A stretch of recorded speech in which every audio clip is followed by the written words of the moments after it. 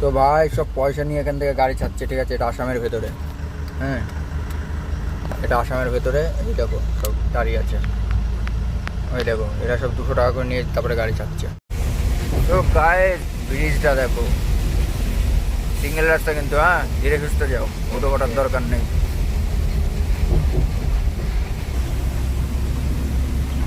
তো গাইস দেখো বৃষ্টি পড়ছে, তার মধ্যে এখানেও কিছু অল্প।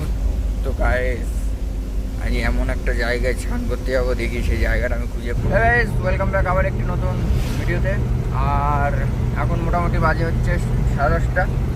আমি আছি হচ্ছে এই রোডটা হচ্ছে তোমার পিছনে চলে গেল গুয়াহাটি, আর আমরা এইদিকে সোজা যাচ্ছে কোথায় আমি বলতে পারলাম না, কারণ আমরা এত চলাফেরা করি না আসামে, ঠিক আছে? উড়িষ্যা হলে বলতে পারতাম। এই রাস্তাটা যাবো গিয়ে বিলাসীপাড়া হয়ে গৌরীপুর হয়ে কুচবিহার উঠবো, ঠিক আছে? আর একটা দেখাচ্ছে ফালাকাটা দিয়ে, সরি তোমার হচ্ছে আলিপুরদুয়ার দিয়ে। তো ওই রাস্তাটা অতটা ভালো না, ঠিক আছে? সেই কারণে ওই দিক দিয়ে যাবো না, আমরা এই দিক দিয়ে যাবো তোমার বিলাসীপাড়া হয়ে গৌরীপুর হয়ে একদম বক্সিরহাট বর্ডার হয়ে তোমার ইয়েতে যাবো কুচবিহার।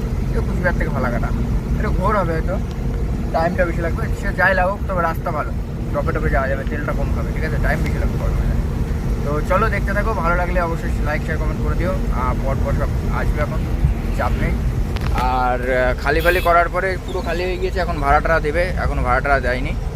তো সোজা যাব, এই ব্রিজ দিয়ে এসেছিলাম সকালে রাত্রে। তো এইটাও পাহাড়ি অঞ্চলের মধ্যেই পড়ছে আর কি, ঠিক আছে? হালকা হালকা পাহাড়, হ্যাঁ মানে অতটা পাহাড় না, হালকা হালকা পাহাড় আছে। আর রাস্তা পুরো ক্লিয়ার, ভালো রাস্তা, পুরো পরিষ্কার রাস্তা। শুধু এর একটাই প্রবলেম আসামের মধ্যে, সেটা হচ্ছে ব্রিজে, মানে যে ছোটো ছোটো কালভার্টগুলো আছে না, ব্রিজ, ওই ব্রিজগুলো হচ্ছে তোমার উঁচু নিচু, আগে থেকে ব্রেক মারতে হবে। এই যে যেমন এই ব্রিজটা, এটা তাও ওইটা একটু ঠিকঠাক আছে, এটাও হালকা ব্রেক মারলে আর লাফালাফি করবে না, ঠিক আছে? এই হচ্ছে ব্যাপার। আর এইদিকে সব পাহাড়, দেখেছো? এই দেখো, ওই দেখো মেঘ পাহাড়ের মধ্যে, ওই দেখো সাদা সাদা এগুলো মেঘ। তো পাহাড়ে দেখো, এটা মনে হচ্ছে ব্রহ্মপুত্র নদী, ঠিক আছে?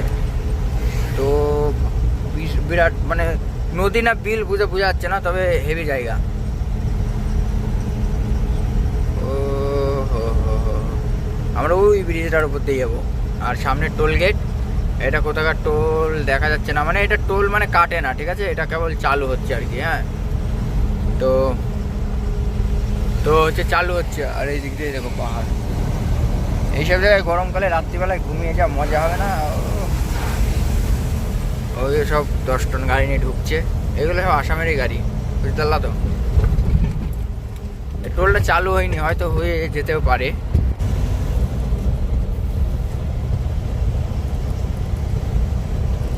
দেখতে গেলে তোমার ধুবড়ি ফুলবাড়ি।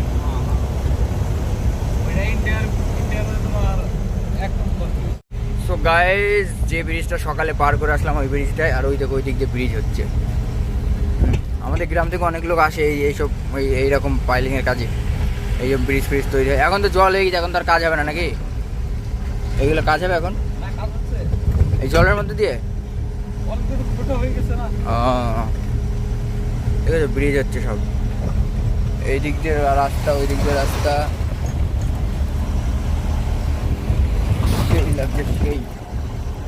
এটা ব্রহ্মপুত্র নদী, তো এটা তো গুয়াহাটি চলে যাচ্ছে না?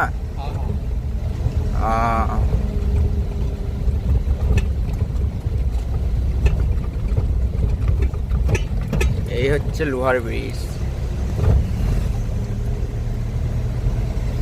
পাট লাগিয়েছে একদম নদীর পাড় দিয়ে, পাট।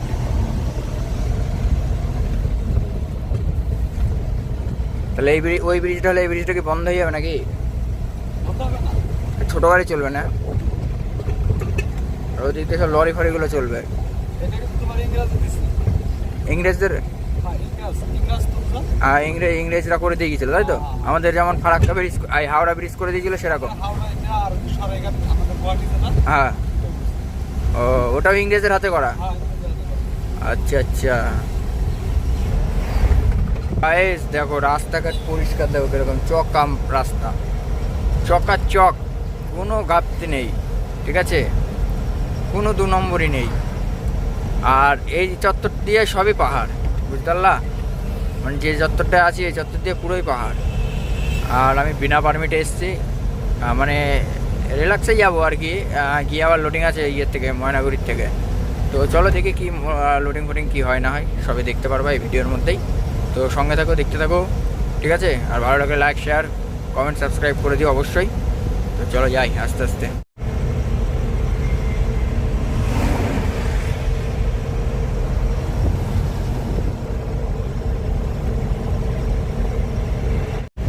সো গাইস, আসাম বর্ডার চলে এসেছি, মানে এটা এই দিকটা আসামের বর্ডার, ঠিক আছে? আর এই দিকের এই ঘরগুলো, মানে আমি পিক আপ নিয়ে এসেছিলাম না এর আগের বার, ওই দেখো ওখানে চেকিং হচ্ছে, এই দেখো এই ঘরের মধ্যে দিয়ে এসেছিলাম, কাটা ফাটা করা এগুলো তো, আর এখানে চেকিং হচ্ছে। তো চলো চেকিংটা হোক, তারপরে কথা হচ্ছে। সো গাইস, এটা শ্রীরামপুর বর্ডার, ঠিক আছে? এই দেখো সব পয়সা তোলে এখান থেকে, মানে বর্ডার বলতেই পয়সা, ঠিক আছে ভাই? বর্ডার মানেই পয়সা। এই দেখো সব এখান দিয়ে সব ধরো লাইন দিয়ে দাঁড়াবে, দাঁড়িয়ে আস্তে আস্তে যাবে। এখন বর্ডার বন্ধ, কিন্তু কাটা ফাটা কিচ্ছু করা হয় না, তবুও পয়সা নেই। আমরা বাংলায় ঢুকে গেলাম, আর একটু গেলেই বাংলা, ঠিক আছে? এটা শেষ বর্ডার ছিল। আর এখানে সব গাড়ি ফাড়ি দাঁড়িয়ে, এইদিকে সব এখানে সব দাঁড়িয়ে, মানে এই দিকটা বাংলার বর্ডার, বুঝলো তো? চলো হাওয়াটা চেক করি নি আগে, তারপরে কথা হচ্ছে। তো বস, এই যে আসামের বর্ডারের শেষ সীমানা, আমরা তেল তো ভরা হলো না, কিছু ভরলামও না, কিছুই না, ঠিক আছে? তো চলো, কিছু করার নেই, 2 টাকা করে বেশি লাগবে আর কি। সামনে বাংলা, ঠিক আছে? গিয়ে তেলটা ভরে নেবো শাটাম করে, তারপরে ওইদিকে গিয়ে দেখা যাচ্ছে কি করা যায়। আর নাহলে একবারে ধূপগুড়ি ময়নাগুড়ি গিয়ে ভরে নেবো, এখন অনেক দূর যাবে, 90 টাকা করে ওদিকে, ঠিক আছে? তো চলো আস্তে আস্তে যাই, তারপরে কথা হবে। তো তেল ভরলাম 9227 টাকা, 102 লিটার 40 গ্রাম, ট্যাঙ্কি পুরো ফুল একদম, বাড়ি গিয়েও তেল থাকবে হাফ ট্যাঙ্কি, বুঝতে পেরেছো? তো চলো, এটা হচ্ছে 1227 টাকা, আমি দেখাচ্ছি, আগে টাকাটা দেখি নি তারপর কথা। ও ভাই সাহেব, চলে এসছি একদম আমাদের বাংলায়, কিছু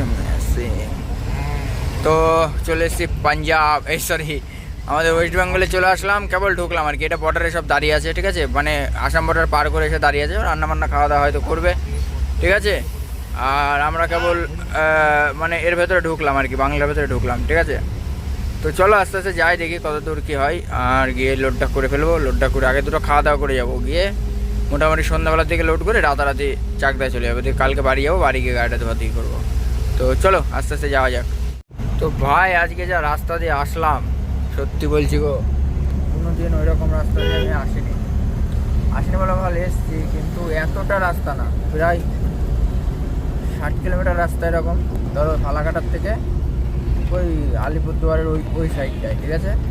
মানে এই দিক দিয়ে দেখো, এই ব্রিজটার এখান দিয়ে যায় রাস্তা, এই রাস্তাটা এখান দিয়ে যায়, কিন্তু আমি চিনি না। ডান দিক দিয়ে চলে গেল কুচবিহার ওই সাইডটা দিয়ে, আর ওই সোজা চলে আসলো এই রাস্তাটা, ঠিক আছে? তো এটা ডাইরেক্ট গিয়ে আলিপুরদুয়ার উঠবে, আলিপুরদুয়ার থেকে শ্রীরামপুর বর্ডার। হ্যাঁ, তো ভাই আমার হালাত খারাপ হয়ে গিয়েছে, সত্যি কথা বলছি, আমার আর ভালো লাগছে না, শরীরের মধ্যে ব্যথা হয়ে গেল, এত পরিমাণে খারাপ রাস্তা খারাপ হওয়ার কারণ একটাই, যে রাস্তা বানাচ্ছে বলে তাই, ঠিক আছে? চলো সিট বেল্টটাকে পরি, তাহলে ফালাকাটার সিগন্যাল তো সামনে। তো চলো ফালাকাটায় চলে এসেছি, আর এখান থেকে বেশি দূর রাস্তা নিয়েই তোমার হচ্ছে যেখান থেকে লোডিং হবে, আর হয়তো খুব জোরে 60 কিলোমিটার আছে। তো চলো লোডিং পয়েন্ট অবধি পৌঁছাই, তারপরে আবার কথা হচ্ছে। আবার এদিকে একটুখানি ফালাকাটা ছাড়িয়ে গিয়ে আবার সরু রাস্তা, তো রাস্তাটা পার করি, তারপরে আবার তোমাদের সাথে কথা হচ্ছে। তো গাইস, প্রায় চলে এসছে ধূপগুড়ির কাছাকাছি, ঠিক আছে? এই যে সেই লোহার ব্রিজ, ওরে বাবারে, আর একটু গেলেই হয়তো ধূপগুড়ি পড়বে, ধূপগুড়ি না ময়নাগুড়ি, ধূপগুড়ি। সো ধূপগুড়ির থেকে বাঁদিকে মারবো, একই রাস্তা, 4 লেন পেয়ে যাবো, ঠিক আছে? তো ওয়েদারটাও ব্যাপক ওয়েদার লাগছে, দেখো এখন মেঘটার কালার দেখো, নীল, ঠিক আছে? তো চলো ঝড়শাল বাড়ি, ঠিক আছে?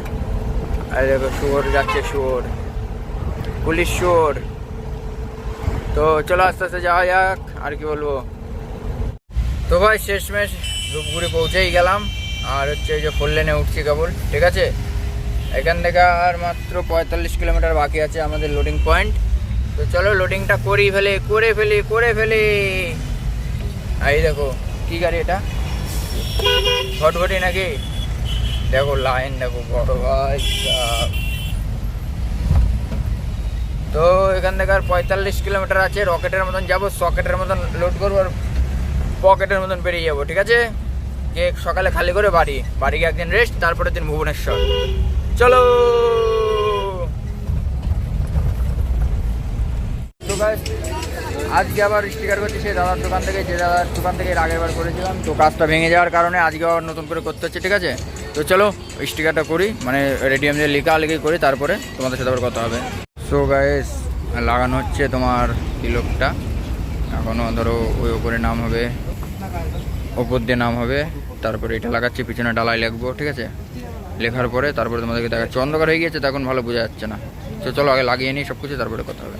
সো গাইস সব রেডিয়াম ফেডিয়াম করা হয়ে গেল, করার পরে এখন বেরোলাম, এখন লোডটা করবো, করে কালকে যে করে হোক মোটামুটি চাকদায় 8টা-9টার মধ্যে পৌঁছাতে হবে, ঠিক আছে? আর মেঘটা দেখো, ওই দেখো মেঘটা, আমি প্রথমে মনে করছি পাহাড়, ঠিক আছে? তারপরে ঘুরে ফিরে দেখি সব মেঘ, বেশ ভালোই লাগছে। তো চলো আস্তে আস্তে যাই, ঠিক আছে? আর রেডিয়াম করা অতটা ভালো লাগলো না, করলাম না ওই জন্যে, আর শরীরটা ক্লান্ত ধরো, মানে সারাদিন ধরো টুকটাক করে গাড়ি চলছে, তারপরে সে মানে বুকে রোদ লেগেছে, তো বুক মানে শুকিয়ে গিয়েছে, ভেতরে জল ফলে সব শুকিয়ে গিয়েছে, মানে ডাইরেক্ট এই কাচের এখান থেকে ডাইরেক্ট বুকে, মানে বিরাট হিট রোদে। তো সেই কারণে আর ভালো লাগছে না, গিয়ে লোডটাকে করে করে যদি ছান করার জায়গা থেকে ছান করবো, নাহলে একদম নদী হোটেলে গিয়ে ছান ফান করে খাওয়া দাওয়া করে টুকটুক করে দুজনে মিলে, ও 10 কিলোমিটার নিয়ে যাবে, আমি 10 কিলোমিটার নিয়ে যাবো, ব্যাস বাড়ি বহরমপুর অবধি নিয়ে যেতে পারলেই হবে। তারপরে ওদিক থেকে চোদন দেবো রাম রহিম বলে, 80 করে বাল চাকদায় বাল 2 ঘন্টার মধ্যে পৌঁছে যাবো, জানো না? 150 কিলোমিটার রাস্তা, শ্যাটেল চলে যাবো। তো চলো আস্তে আস্তে যাই, তারপরে আবার দেখা হচ্ছে। সো গাইস এসছি কানকি, ঠিক আছে? কী বলো এটাকে, ধূপগুড়ি তো নাকি ময়নাগুড়ি, এটা এখানে ঢুকলাম ধূপগুড়ি, ময়নাগুড়ির থেকে আমরা ওই সিংলার গোড়ার থেকে পা দিকে মেরেছি, ডান দিকে মেরেছি। হ্যাঁ ল্যাটাগুড়ি, আর এটা কানকি তোমার হচ্ছে ল্যাটাগুড়ি যাবো এটা হচ্ছে ল্যাটাগুড়ি রোড, ঠিক আছে? তো এখান থেকে অনেকজন ভিডিও দেখে, আমি সেদিনকে কমেন্ট করেছিল 2-3 জন। তা দেখি তোমাদের এলাকায় এসছে গুরুগুলা রাত্রিবেলায় ধরে পরে মারবা বলে আমি দিনের দিনে আসিনি। তো যাই হোক দেখি যাই ল্যাটাগুড়ির দিকে, গিয়ে লোডটা করে মোটামুটি কালকে কৃষ্ণনগর যে করে হোক 8টার মধ্যে ঢুকতেই হবে, তাহলে সব মেচাকার হয়ে যাবে। তো চলো আস্তে আস্তে যাই।